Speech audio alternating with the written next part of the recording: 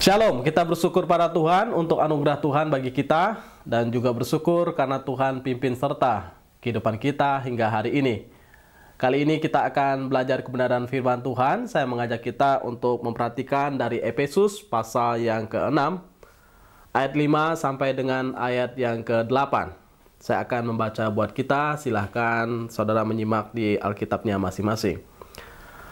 Hai hamba-hamba, taatilah Tuhanmu yang di dunia dengan takut dan gentar, dan dengan tulus hati sama seperti kamu taat kepada Kristus. Jangan hanya di hadapan mereka saja untuk menyenangkan hati orang, tetapi sebagai hamba-hamba Kristus yang dengan segenap hati melakukan kehendak Allah, dan yang dengan rela menjalankan pelayanannya seperti orang-orang yang melayani Tuhan dan bukan manusia. Kamu tahu bahwa setiap orang, baik hamba maupun orang merdeka, kalau ia telah berbuat sesuatu yang baik, ia akan menerima balasannya dari Tuhan. Menarik, bacaan kita ini memberitahukan kepada kita bahwa sebagai hamba-hamba Kristus, kita harus selalu bekerja dengan benar. Meskipun sepertinya kita bekerja pada tuan yang ada di dalam dunia ini, atau tuan secara jasmani.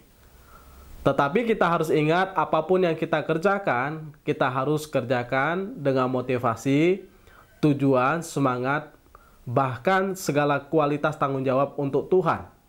Karena memang Tuhan berlayak menerima yang terbaik, melalui segenap hati kita, melalui segenap pikiran, tenaga, bahkan kekuatan kita. Maka bekerja adalah anugerah daripada Tuhan. Kalau kita boleh bekerja, bersyukur. Itu kepercayaan daripada Tuhan. Karena begitu banyak orang yang mau bekerja, mungkin belum mendapatkan suatu pekerjaan yang layak. Ya, bersyukur kalau kita sampai pada level yang tinggi, mendapatkan suatu jabatan, posisi, sehingga kita boleh bekerja lebih lagi. Bahkan kalau kita bisa, kita menolong orang yang membutuhkan pertolongan.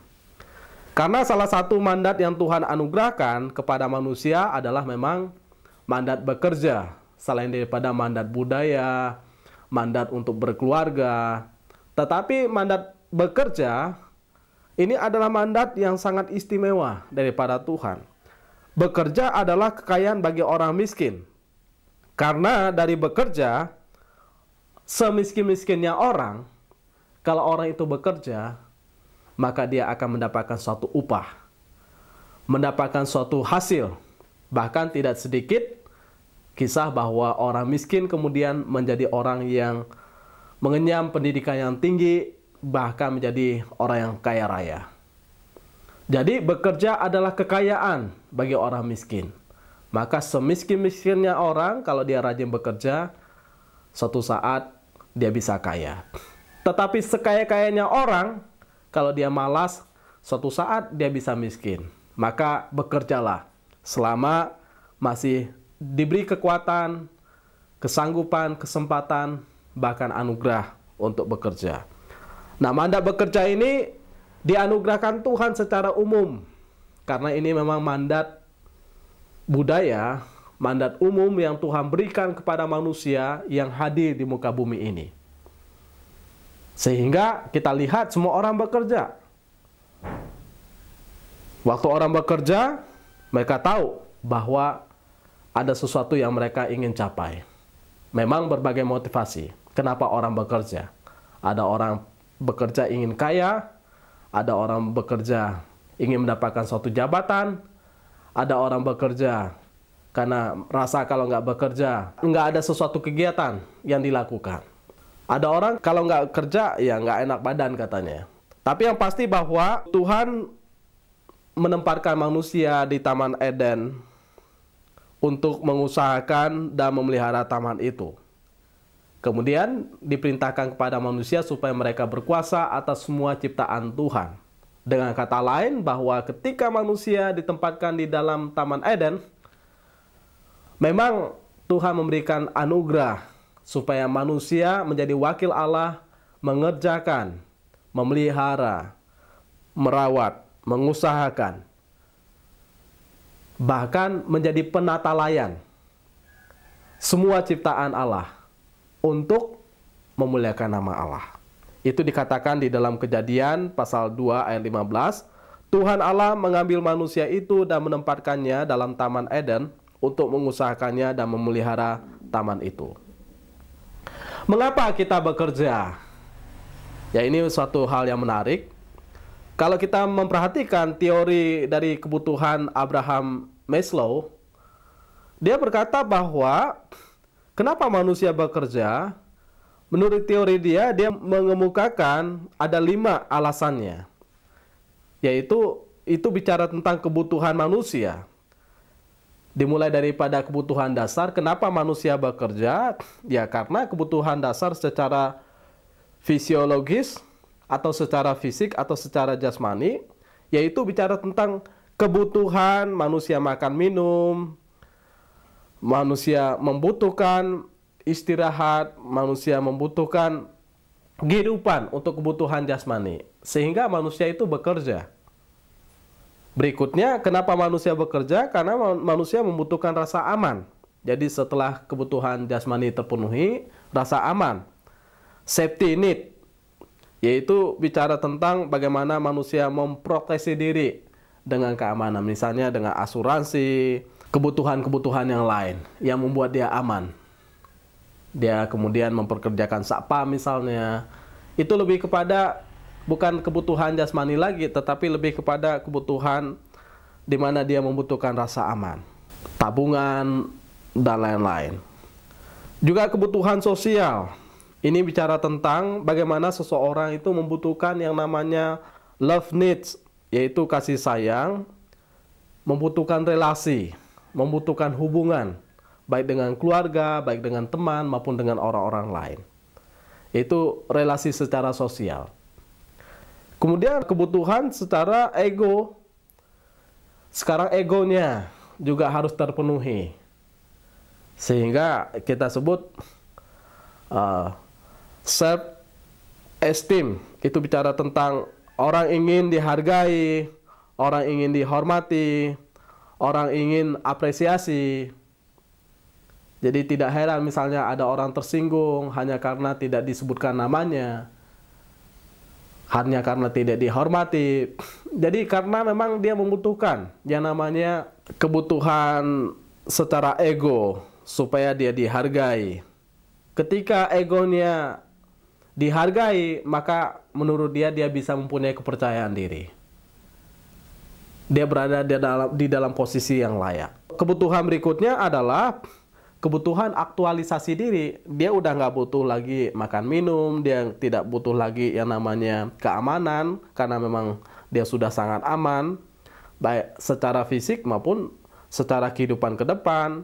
Kemudian dia sudah punya relasi, dia sudah dihargai, dihormati, bahkan selalu disebut namanya ketika dalam suatu acara, dia diutamakan. Nah, biasanya kecenderungan ingin dihargai, dihormati adalah orang-orang tua. Nah, sehingga kita juga harus memahami bagaimana kebutuhan orang tua ingin dihargai, dihormati. Lalu sekarang orang membutuhkan yang namanya aktualisasi diri. Nah, dia mungkin nggak butuh uang lagi karena memang uangnya banyak. Dia nggak butuh lagi relasi karena memang relasinya banyak. Sekarang dia butuh aktualisasi.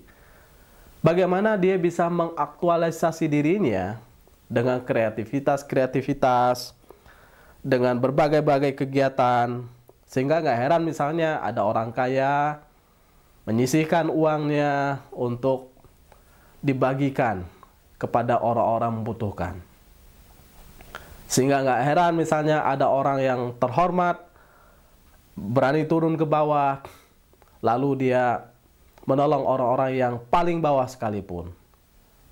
Sehingga ada seorang kaya yang saya dengar, dia tinggal di lantai tingkat cukup tinggi, kemudian dia berani turun dalam pelayanannya sampai ke kolong-kolong jembatan.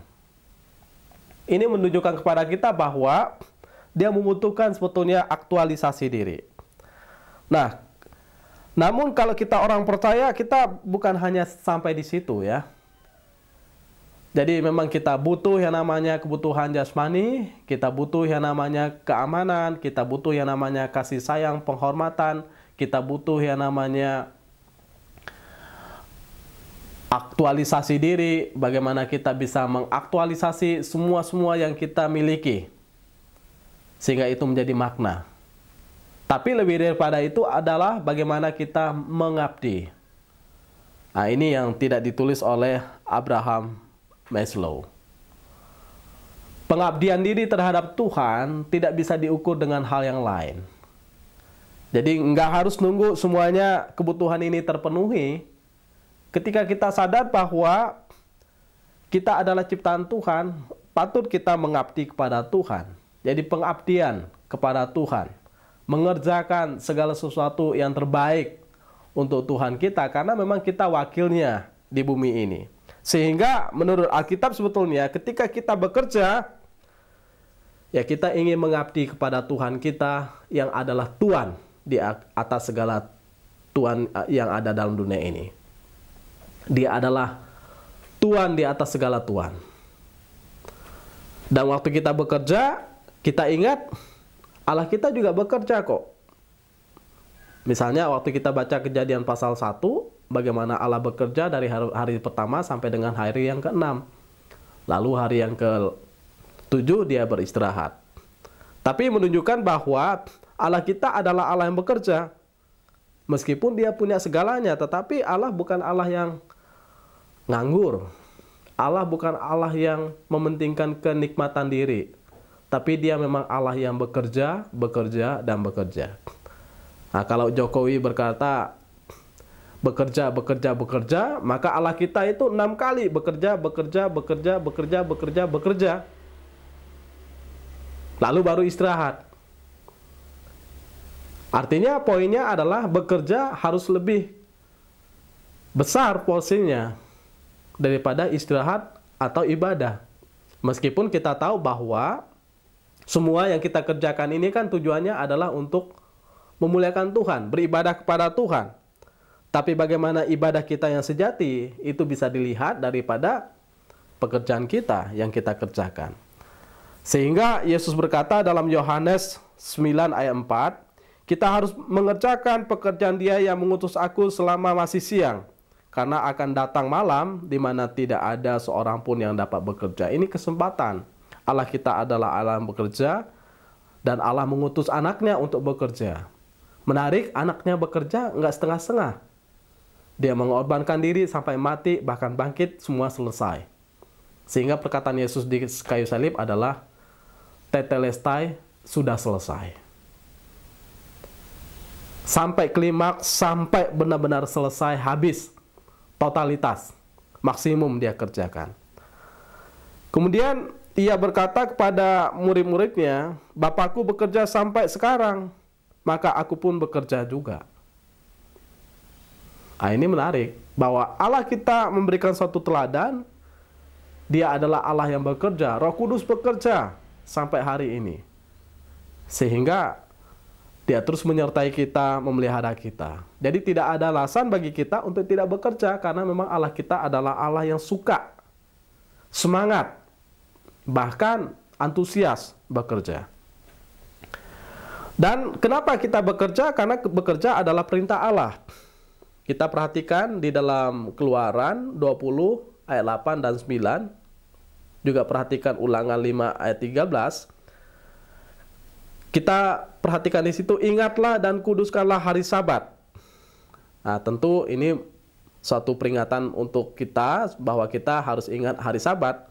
Namun, ingat ayat yang ke-9 pasal 20 Keluaran itu, 6 hari lamanya engkau akan bekerja dan melakukan segala pekerjaanmu. Tapi hari yang ke-7 baru istirahat.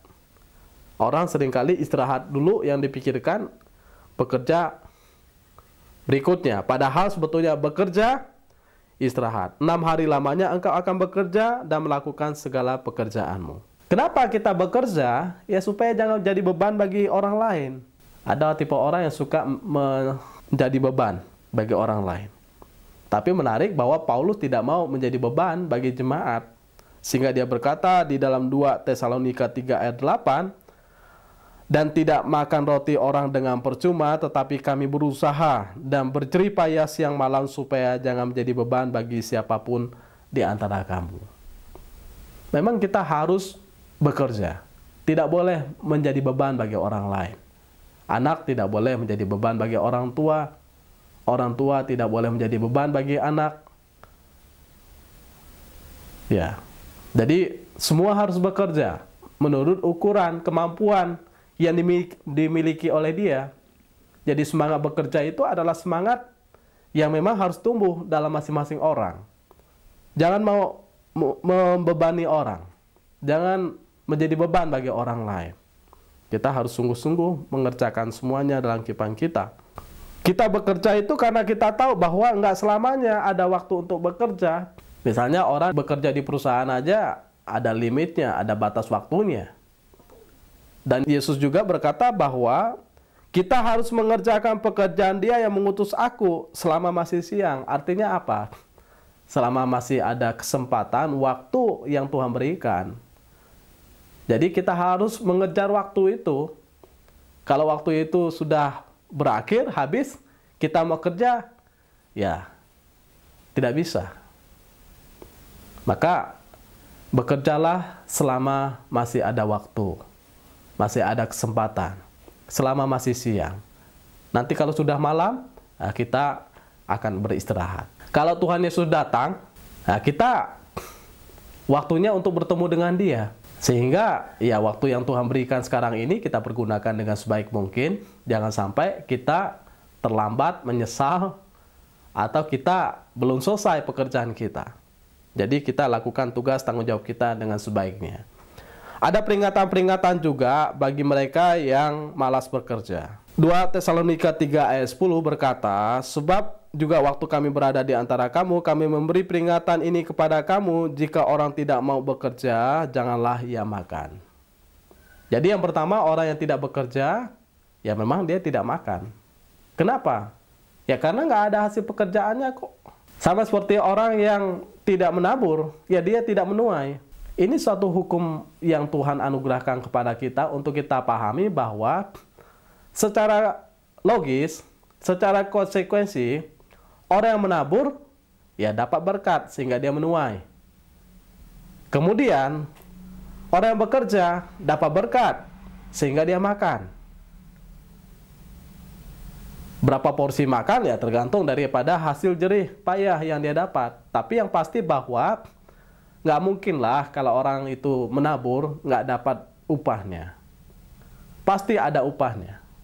Sehingga kalau kita lihat misalnya orang bekerja yang di sini buka toko yang sama, sampingnya juga sama, sampingnya juga sama. Ini pakaian, ini pakaian, ini pakaian. Atau kalau kita di pinggir jalan, ini tambal ban, bentar lagi ada tambal ban, bentar lagi ada tambal ban. Ini ada pom bensin, berikutnya pom bensin, berikutnya pom bensin. Kalau kita perhatikan bahwa mereka yang bekerja, yang mereka buka tambal ban, mereka buka toko pakaian, mereka buka pom bensin, meskipun sama-sama buka, jaraknya nggak terlalu jauh. Malah ini supermarket berderetan dengan supermarket yang lainnya, ada-ada saja orang yang datang. Ya dengan kata lain bahwa asal kita bekerja, pasti ada berkatnya. Asal kita lakukan tugas kita, pasti ada sesuatu yang terjadi. Maka jangan sia-siakan kesempatan, jangan jadi beban bagi banyak orang, bahkan jangan menghukum diri sendiri. Ya kalau kita nggak bekerja jadi nggak makan kan, itu kan berarti menghukum diri sendiri. Amsal 21 ayat 25 berkata, si pemalas dibunuh oleh keinginannya karena tangannya enggan bekerja. Jadi si pemalas itu dibunuh oleh keinginannya. Dia banyak keinginan, tapi malas bekerja, ya dia membunuh dirinya, menyiksa dirinya. Nah, maka jangan menyiksa diri kita. Kita punya keinginan yang banyak, tapi malas melakukan tugas tanggung jawab kita. Nah, sehingga dalam bagian yang kita baca ini mengingatkan kepada kita sebagai orang-orang yang bekerja, kita juga harus memperhatikan Ingat, kita adalah hamba. Hamba yang memang mentaati Tuhan yang ada dalam dunia, sama seperti kita mentaati Tuhan kita. Tuhan kita tidak kelihatan, tetapi Tuhan di dunia kelihatan. Tuhan di dunia bisa saja adalah orang yang dipakai Tuhan untuk mewakilinya, supaya kita bekerja kepadanya. Sehingga waktu kita bekerja, taatilah dia, ya, dengan takut dan gentar, dengan tulus hati, sama seperti kita taat kepada Kristus. Artinya, sama seperti kita taat kepada Tuhan yang tidak kelihatan itu, kita taat kepada Tuhan yang kelihatan. Jadi kita taat kepada Tuhan yang kelihatan ini, Tuhan dunia ini, karena kita taat kepada Tuhan. Ini ada relasinya. Jadi kita bisa memperhatikan bagaimana Alkitab mengarahkan kita bukan hanya pada titik saya taat pada Tuhan ini yang ada dalam dunia, tapi mengarahkan sampai saya lakukan ini karena saya tahu ada Tuhan yang lebih besar, yaitu Tuhan, pemilik segala sesuatu, mempercayakan kepada Tuhan kecil ini. Nah, saya sebagai hamba untuk melayani ini, mengerjakan tugas tanggung jawab saya untuk Tuhan yang besar itu. Sehingga kita itu melakukannya dengan takut dan gentar, dengan tulus hati, dengan taat. Ya, banyak orang nggak takut, nggak gentar, bahkan nggak dengan tulus hati mengerjakan tugas tanggung jawabnya, karena dia pikir enak benar nih, saya mengerjakan ini untuk Tuhan saya. Padahal dia tidak tahu itu dikerjakan untuk Tuhan yang mempercayakan tugas itu.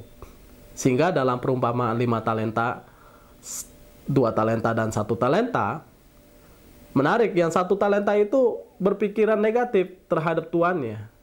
Wah, enak benar kalau saya kerja bagus-bagus, saya kerja maksimal, saya bersusah-susah, Tuhan saya pergi, nanti dia datang, dia tinggal dapat upah. Enak sekali Tuhan saya. Dia menuai di mana dia tidak menanam. Dengan kata lain bahwa dia berpikir negatif, padahal ketika dia dapat upahnya, itu juga demi kepentingan dia.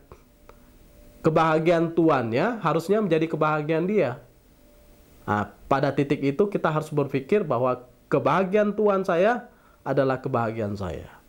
Sehingga saya mau mengerjakan ini. Tapi kalau kita berpikir, enak sekali Tuhan saya, dia dapat untung, saya dapat rugi. Maka kita pasti akan bekerja tidak dengan tulus hati, tidak dengan semangat, bahkan dengan kesetiaan. Sehingga kita harus bekerja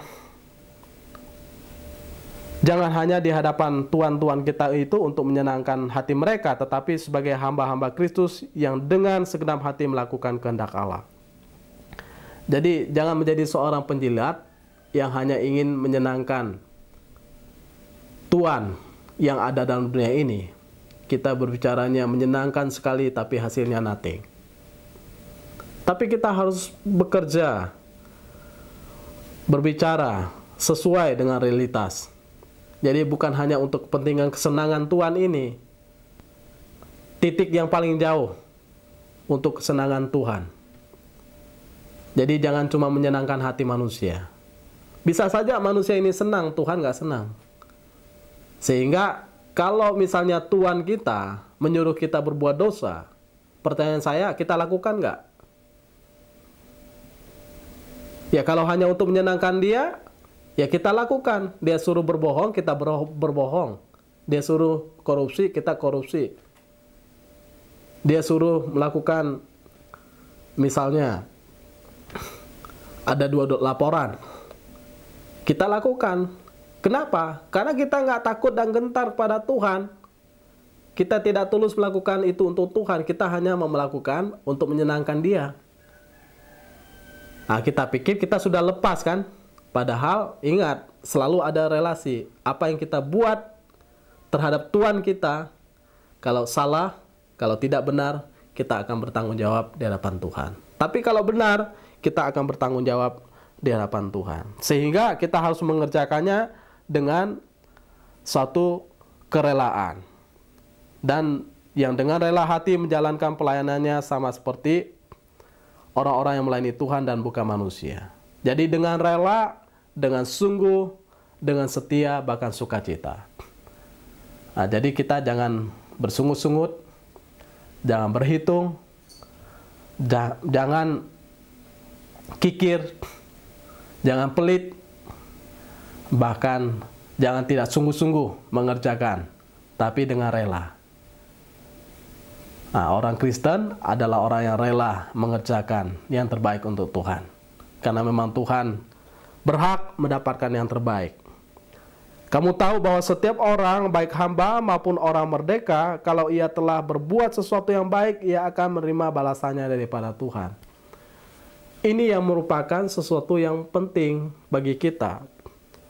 Waktu kita kerja, mungkin nggak Tuhan di dunia ini memberikan upah yang sedikit?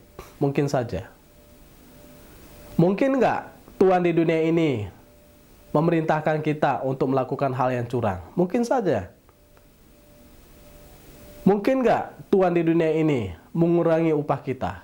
Mungkin saja. Atau tidak sama sekali memberikan upah kepada kita? Mungkin saja. Tetapi ingat, Tuhan tidak mungkin tidak memberikan upah kepada kita. Sehingga waktu saya kerja, kadang-kadang kita berhadapan dengan situasi di mana bos kita pelit sekali, tapi Tuhan memperhitungkan hasil kerja kita. Tuhan memperhitungkan apa yang kita kerjakan itu sebagai upah yang layak kita terima.